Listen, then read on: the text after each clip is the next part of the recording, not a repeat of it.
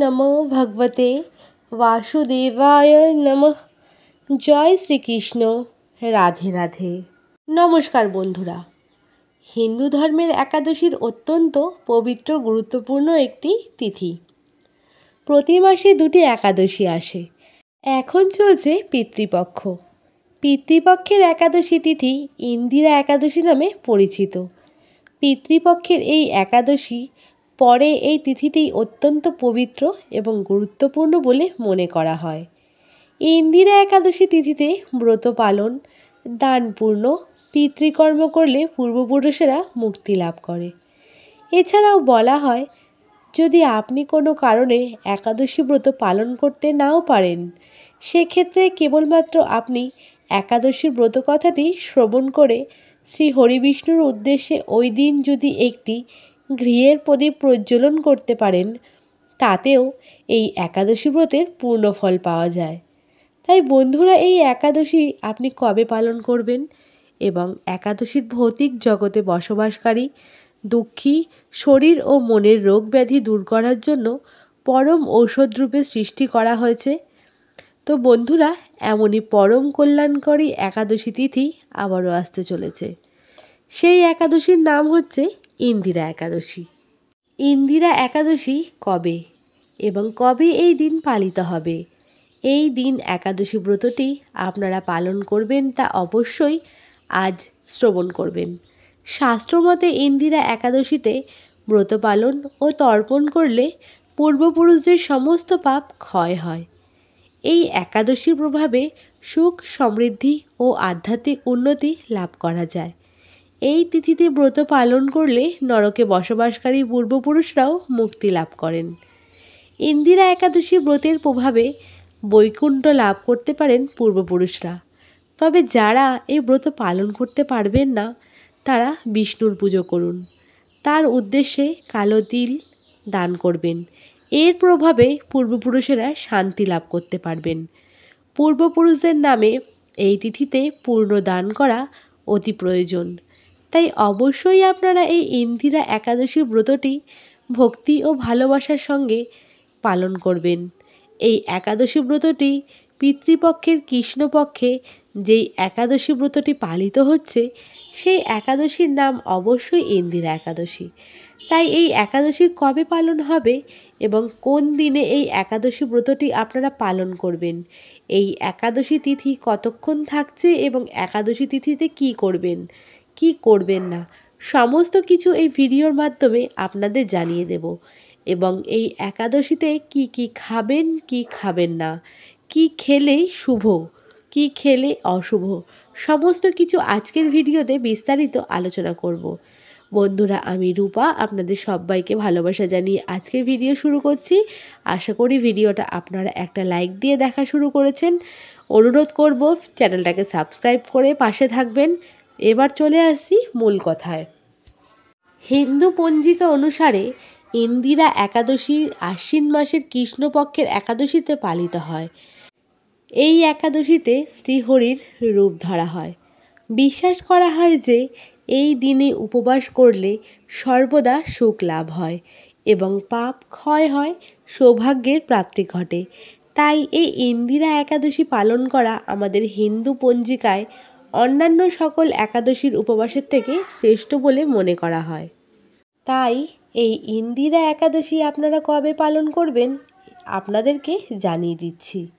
এই বছর ইন্দিরা একাদশী পালিত হবে 2025 সালের 31শে ভাদ্র কিংবা 17ই সেপ্টেম্বর বুধবার। তাই আপনারা বুধবার দিন এই ইন্দিরা একাদশীর উপবাস অবশ্যই পালন করবেন। 18ই সেপ্টেম্বর বৃহস্পতিবার মধ্যরাত্রির 1:25 পর্যন্ত এই একাদশী তিথি থাকবে। এবার আমরা শ্রবণ করে নেব এই একাদশীর মাহাত্ম্য কথাটি। আশ্বিন কৃষ্ণপক্ষে ইন্দিরা একাদশী একদা মহারাজ যুধিষ্ঠির শ্রীকৃষ্ণকে প্রশ্ন করলেন, হে জনার্দন, আশ্বিন মাসের কৃষ্ণপক্ষের একাদশীর নাম কি? শ্রীকৃষ্ণ বললেন, হে ধর্মরাজ, এই একাদশীর নাম ইন্দিরা একাদশী। এই একাদশী পালনে পূর্বপুরুষের পাপ বিনষ্ট হয় এবং পিতৃপুরুষগণের উদ্গতি লাভ হয়। সত্যযুগে মাহিষ্মতি নামে নগরের শত্রু দমনকারী প্রতাপশালী ইন্দ্রসেন নামে এক রাজা ছিলেন। প্রজাদের নিয়ে তিনি রাজত্ব করা সত্ত্বেও ভোগ ভক্তি থেকে কিছুতেই বিচলিত হননি। শ্রীহরির সেবা, হরিপূজন, ভক্তি, সঙ্গে বাস, ভক্তগণের তৎপরতাই ছিল তার জীবনের প্রধান লক্ষ্য। একদা দেবর্ষি নারদ আকাশমার্গে ভ্রমণ করতে করতে রাজার রাজসভায় প্রবেশ করলেন। রাজা দেবর্ষিকে দর্শন করেই জিজ্ঞেস করলেন, হে দেবর্ষি, আপনার রাজ্যের সকলে কুশলে আছেন তো? আপনি সুবুদ্ধি সমেত প্রতিষ্ঠিত হয়ে চলছেন তো? বিষ্ণু ভক্তিতে তৎপর হয়ে চলছেন তো? রাজা বললেন, হে দেবর্ষি, আপনার অনুগ্রহে আমরা সর্বত্রই কুশল রয়েছি। আপনার দর্শনে আমি সর্বত্রই কৃতার্থ। আমার জীবন ধন্য হলো, আমার সকল পাপ বিনষ্ট হলো এবং যাগযজ্ঞ সফল হলো। আপনি কি নিমিত্তে এসেছেন আমার জানতে বড় ইচ্ছে হয়। রাজার এই বিনয় বাক্য শ্রবণ করে দেবর্ষি নারদ বললেন, হে রাজন, আমি আশ্চর্যজনক কথা বলছি, শ্রবণ করো। আমি ব্রহ্মলোক থেকে বিনা যন্ত্রে কৃষ্ণ গুণগান করতে করতে জমপুরীতে গিয়েছিলাম। যমরাজ আমাকে দেখে ভক্তিযুক্তভাবে আমার পুজো বিধান করলেন। আমি জমপুরীটা ঘুরে দেখতে পেলাম তোমার পিতাকে। তিনি আমায় বললেন, হে দেবর্ষি, মহিষ্মতিপুরের ইন্দ্রসেন আমার পুত্র। পুত্রকে বলবেন তোমার পিতা ব্রতভঙ্গ অপরাধের জন্য যমালয়ে কষ্ট পাচ্ছেন। সে যেন আমার উদ্গতির জন্য ইন্দিরা একাদশী পালন করে, তাহলে তার পুণ্যের প্রভাবে আমার মুক্তি লাভ হবে। তখন রাজা বললেন, হে মহর্ষি, কৃপাপূর্বক আপনি আমাকে এই ব্রতের মহিমা বলুন। শ্রী নারদ বললেন, আশ্বিন মাসে কৃষ্ণপক্ষে দশমীর দিন ভোরবেলায় স্নান করে সাধ্য সহকারে পিতৃপুরুষের শ্রাদ্ধ করতে হয়। দিবসে একবার মাত্র প্রসাদ সেবন করতে হয়। রাত্রিতে ভূমিতে শয়ন ও উপবাস করতে হয়। পরদিন একাদশীর বাসরে প্রাপ্ত স্নান সেরে ভগবান শ্রীহরির পুজো করতে হয়। সাধুসঙ্গে ভগবদ্গীতা শ্রবণ করতে হয়। সম্পূর্ণরূপে আধ্যাত্মিক পরিপূর্ণ স্বর্গ উপবাস করতে হয়। সন্ধ্যাকালে শ্রী হরিকেশ্বরের পূজান্তে তন্ন নাম শ্রবণ করতে হয়, কীর্তন করতে হয়, রাত্রির জেগে হরিনাম জপ করতে হয় এবং দ্বাদশী তিথিতে শ্রীহরির পুজো, ভোগ, নৈবেদ্য সম্পূর্ণ করতে হয়।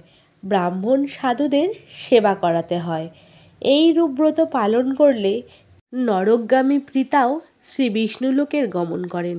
নারদের কথা মতন রাজাও কিন্তু ইন্দিরা একাদশী পালন করায় তার পিতা বিষ্ণুলোকের প্রাপ্তি ঘটেছিল। রাজর্ষি ইন্দ্রসেন নিষ্কণ্ঠ রাজত্ব করে অন্তকালে পুত্র হস্তে রাজ্য সমর্পণ করে স্বয়ং ভগবদ্ধাম প্রাপ্ত হয়েছিলেন। এরপর থেকেই কিন্তু মর্তলোকে প্রচালিত হলো ইন্দিরা একাদশীর কথা। বন্ধুরা, পিতৃপক্ষের দোষ ঘটাতে আপনারা অবশ্যই ইন্দিরা একাদশী পালন করবেন এবং মাহাত্ম্য ও ব্রতকথা শ্রবণ করবেন। এছাড়া এই ইন্দিরা একাদশীর দিন ভুলেও যেই কাজগুলো করবেন না তা হলো, একাদশীর দিনে জুয়া খেলতে নেই। ধর্মীয় ধারণা অনুযায়ী এমন করলে ব্যক্তির বংশ নষ্ট হয়ে যায়। নাম্বার 2, একাদশীর রাতে ঘুমোতে নেই। পুরো রাত বিষ্ণু ভক্তি, মন্ত্র জপ, গীতা পাঠ করতে হয়। এই দিন কোনো রকম আমিষ খাবার গ্রহণ করবেন না। কোনো রকম খারকর্ম অর্থাৎ চুল দাড়ি নখ কাটা একদমই করবেন না। এছাড়া কোনো অবলা জীবকে একদমই আঘাত করবেন না। বাড়িতে যদি কোনো ভিক্ষুক বা গরিব মানুষ আসে তাকে নিজ সাধ্য মতন দান ধ্যান করবেন। এই দিন আপনারা পঞ্চরবিশস্য অর্থাৎ চাল ডাল আটা কিংবা কোনো শস্যদানা দাঁতে তুলবেন না। এই দিনকে আপনারা দুধ, ফল, সাবু এইসব খাবার দিয়েই ব্রত পালন করবেন। যারা একদমই নির্জলা উপবাস করবেন তারা নিজেদের মতন ভগবান হরি বিষ্ণুর পুজো করে নেবেন। এছাড়া যারা শারীরিক অসুস্থতার জন্য নির্জলা উপবাস করতে পারছেন না তারা কিন্তু ফল, দুধ, সাবুদানা থেকে যে কোনো তৈরি খাবার, সবজি সেদ্ধ, তার মধ্যে যেমন আলু, শাক, কুমড়ো এইগুলোই কিন্তু গ্রহণ করবেন। এছাড়া পানি ফলের তৈরি আটা দিয়ে কিন্তু আপনারা যে কোনো খাবার বানিয়েও এই দিন খেতে পারেন।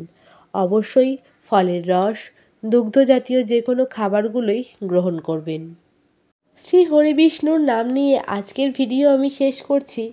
দেখা হবে আপনাদের সঙ্গে পরবর্তী কোনো ভক্তিমূলক ভিডিওতে। অবশ্যই বন্ধুরা, পিতৃপুরুষদের মুক্তি লাভ করাতে ইন্দিরা একাদশী কিন্তু পালন করবেন। এছাড়া একাদশীর দিনে হরিবিষ্ণুর পুজো করতে একদমই ভুলবেন না। এছাড়া এই দিনকে যথাসাধ্য নিজেরা সাত্ত্বিক জীবনযাপন করবেন। ব্রহ্ম মুহূর্তে ঘুম থেকে উঠবেন।